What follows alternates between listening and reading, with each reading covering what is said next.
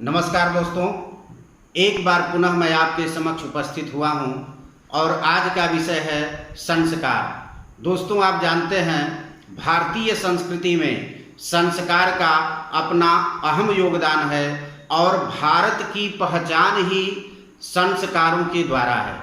यदि हम अपने संस्कार को भूल गए तो इसका मतलब है कि हम भारत को भूल गए। ये तीनों शब्द संस्कार, संस्कृति और संस्कृत एक दूसरे से जुड़े हुए हैं।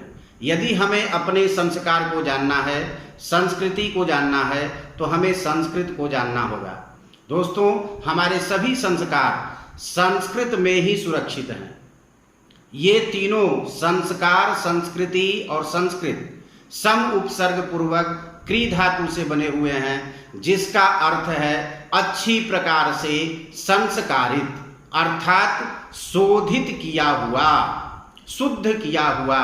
दोस्तों, आप जानते हैं कि बच्चे का जन्म गर्भ के रूप में आता है और फिर वह दुनिया में कदम रखता है और फिर धीरे धीरे बड़ा होता है और अंत में अंतिम सांस लेने के समय तक ये संस्कार उसके जीवन में चलते रहते हैं।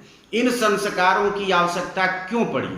हमारे मनीषियों ने, हमारे ऋषियों ने गहन अध्ययन, चिंतन, मनन करने के उपरांत ये निश्चय किया कि जो भी जीव गर्भ में आए उसके पहले उस गर्भ को शुद्ध और संस्कृत कर दिया जाए, जिससे वह बच्चा तेजस्वी बने। दोस्तों, हर माँ बाप की यह इच्छा होती है कि हमारा जो भी बच्चा है वह दीर्घायु हो, बलवान हो, बुद्धिमान हो, विद्वान बने और दुनिया का मार्गदर्शन करे। दोस्तों, यही कारण है कि हम संस्कार को भूल गए हैं, जिसके कारण आज भारत में महापुरुषों का अकाल सा पड़ गया है। दोस्तों, यदि हम अपनी संस्कार की ओर फिर मुड़ें तो मैं दावे के साथ कह सकता हूँ कि आज भी रामकृष्ण और गौतम बुद्ध और सीता राधा जैसी विभूतियाँ उत्पन्न होंगी और हमारा मान वर्धन करेंगी। दोस्तों, आप जानते हैं कि 16 संस्कार हमारे भारतीय मनीषियों ने निश्चय किए हैं। संस्कार भास्कर में एक श्लोक है जिसमें 16 संस्कारों का वर्णन है। आप वह पहले श्लोक सुने। गर्भाधानमतश्च पुंसवनकं सीमंत जाता विधे नामाख्यं सह निष्क्रमेण च तथा चान्नासनं कर्म च चूडाख्यं व्रतबन्धकोऽप्यथ चतुर्वेदव्रतानां पुरः केशान्तः सविसर्गकः परिणयः स्यात् षोडशी कर्मणाम्। ये 16 संस्कार हैं।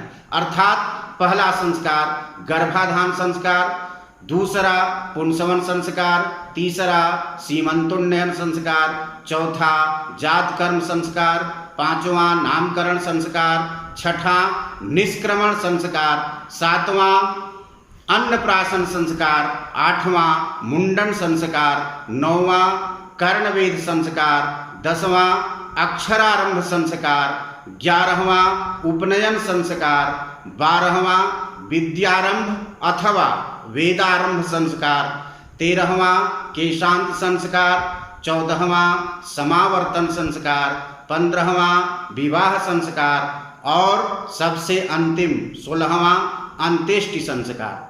दोस्तों, इस ब्रह्मांड में सभी जीवों के उत्थान के लिए, उसे समृद्ध, सुगठित और शक्तिशाली बनाने के लिए ये 16 संस्कार बनाए गए हैं। इन 16 संस्कारों को समय समय पर मुहूर्त और काल परिस्थिति के अनुसार करने से हर बच्चा, हर व्यक्ति सुगठित, सुसंस्कृत और समृद्धशाली होता है।